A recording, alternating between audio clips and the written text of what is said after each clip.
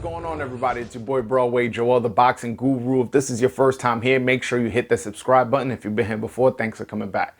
So today we're going to talk about 8 fighters who have a legit argument of being the greatest of all time.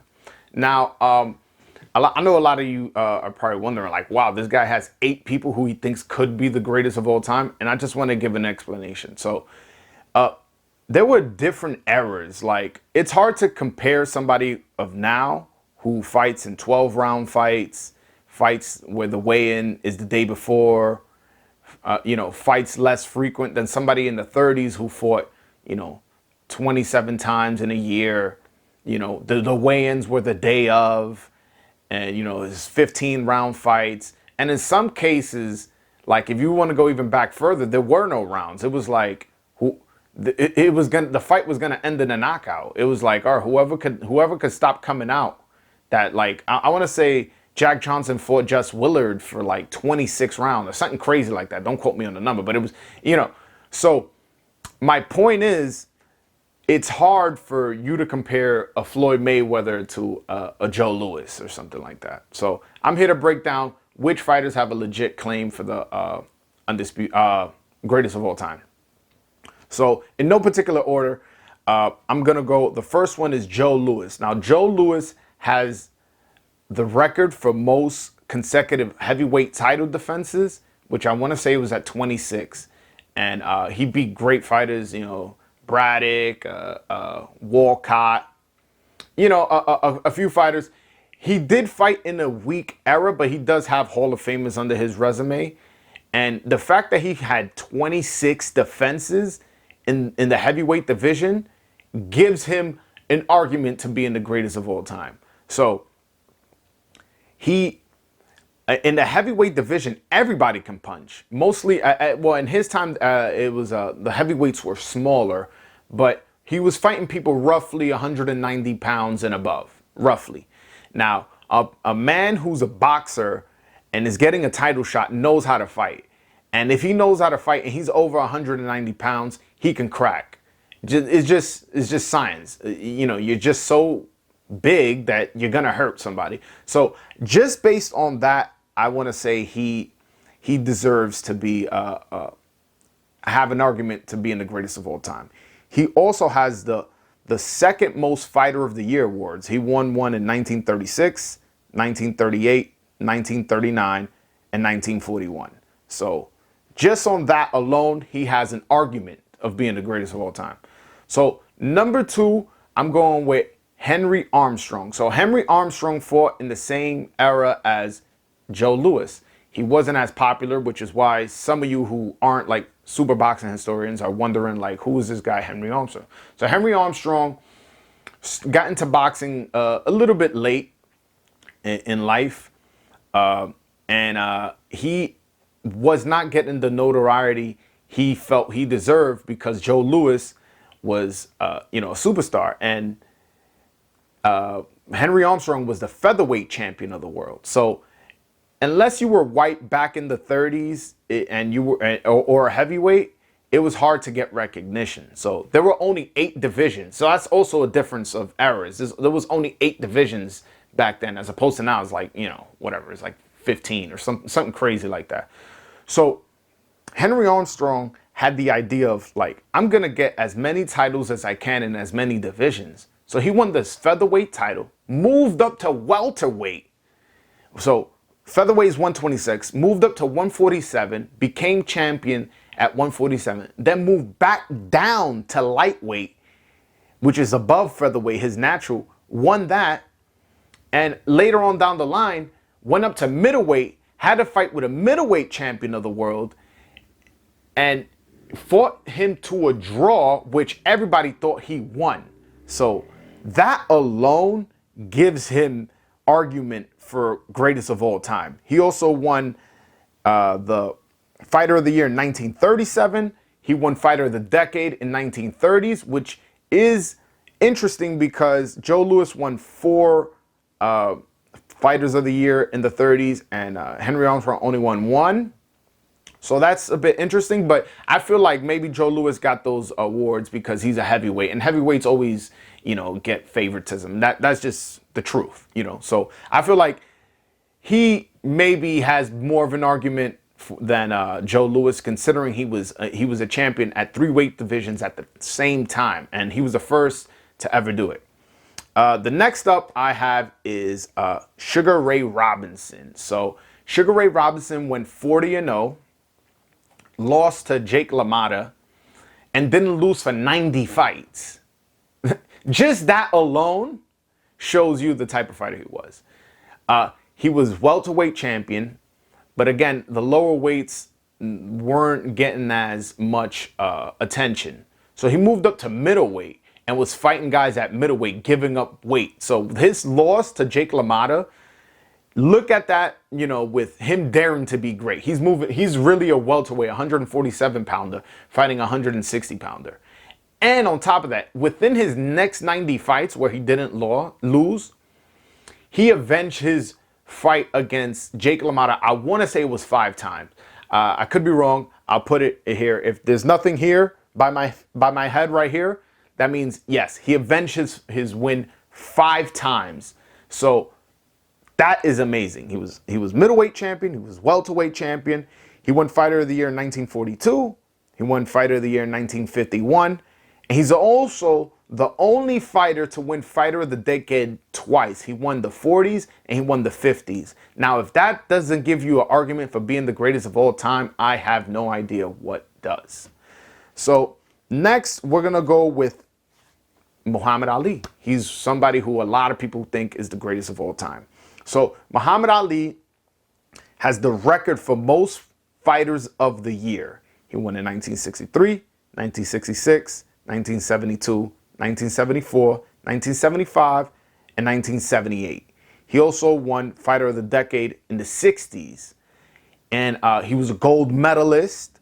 So even his amateur pedigree was high. He was the underdog against Sonny Liston and stopped him. He was the underdog against George Foreman, stopped him. He has 2 wins over Joe Frazier. And on top of that, he was somebody great out the ring. He was somebody who fought for black rights and stuff like that. And I know that doesn't necessarily have to do with anything as far as the greatest of all time in terms of statistics, but it goes to show he was a great fighter, great man outside the ring. But just based on what he did inside the ring, he shows he was a great fighter and has an argument to being the greatest of all time. Personally, my favorite fighter of all time. Like, just favorite. I'm not saying he's the greatest. I'm saying he's my favorite. So next up, we have Sugar Ray Leonard. Sugar Ray Leonard, also a gold medalist, beat a Cuban in the Olympics, which is a big deal. And the Cuban he beat was in the finals, so he won gold. The Cuban won silver. Then the Cuban, the next Olympic, went on to win gold in the Olympics. So that goes to show you the quality of fighter he fought in the Olympics to win his gold medal. On top of that, he has wins over Benitez. He has wins over Duran, Hagler, Hearns. Like, my man's resume is crazy. Like, and he only had a short amount of fights. I don't know his exact record off the top of my head. His exact record is right here. He didn't have that many fights. And look at the people he beat. And he always challenges himself. He won Fighter of the Year in 1979 and in 1981, and was the Fighter of the Decade in the 1980s. The 1980s had Larry Holmes, had Mike Tyson, had Hagler and Hearns and Duran.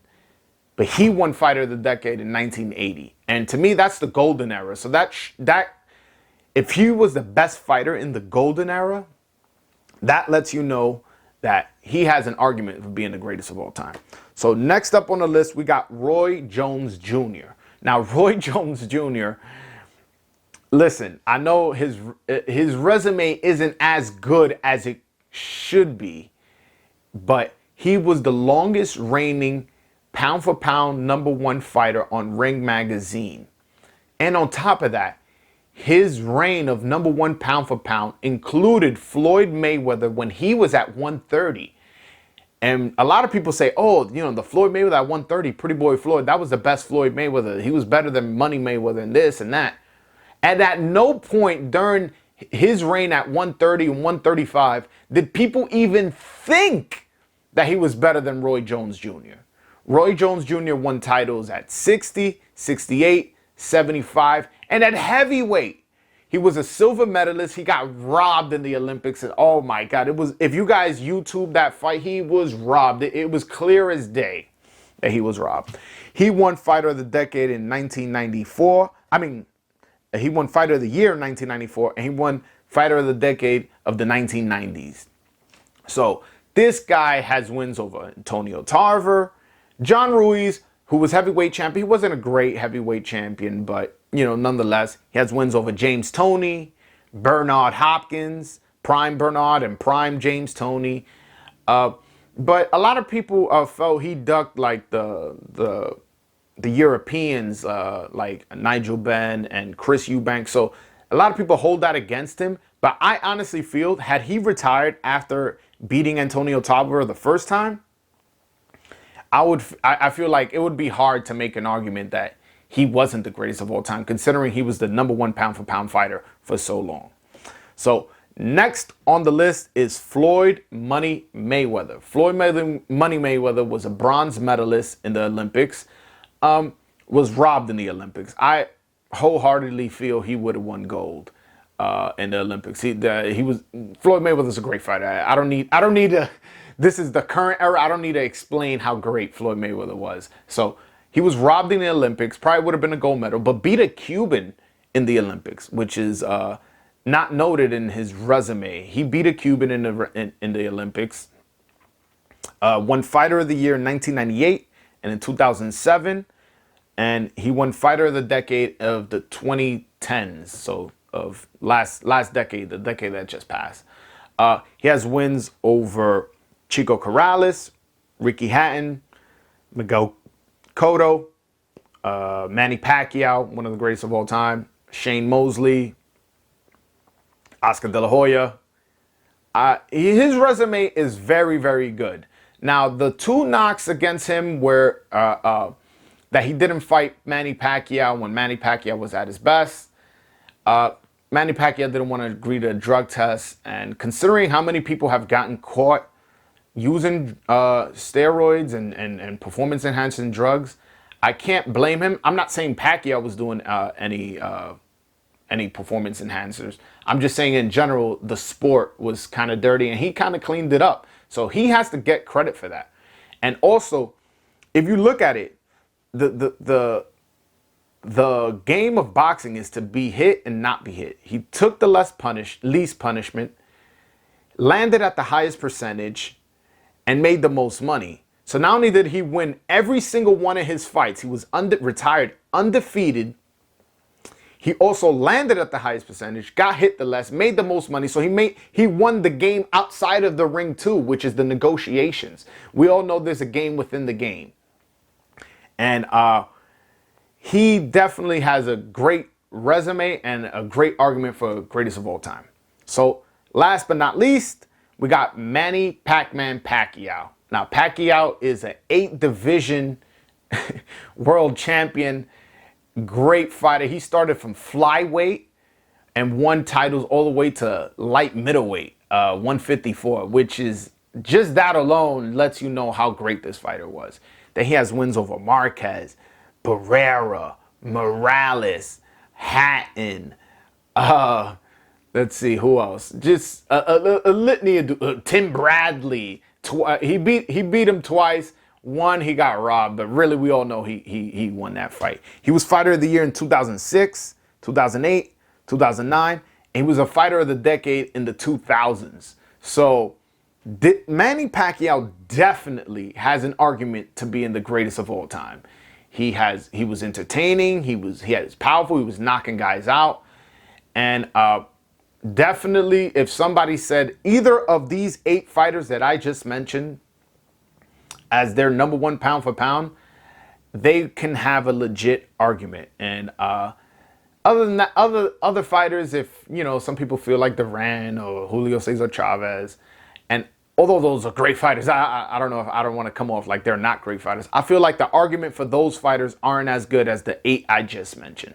But all right, guys, that's my video. Hopefully you guys enjoyed the video. Make sure you subscribe if you haven't already. Hit a like button and comment what you think. Tell me if what you think I say is good, or if you think there's other fighters who you think could have the argument of being the greatest of all time. All right, guys, that's my videos. Until follow me on Twitter @_BroadwayJoel. All right, guys, peace.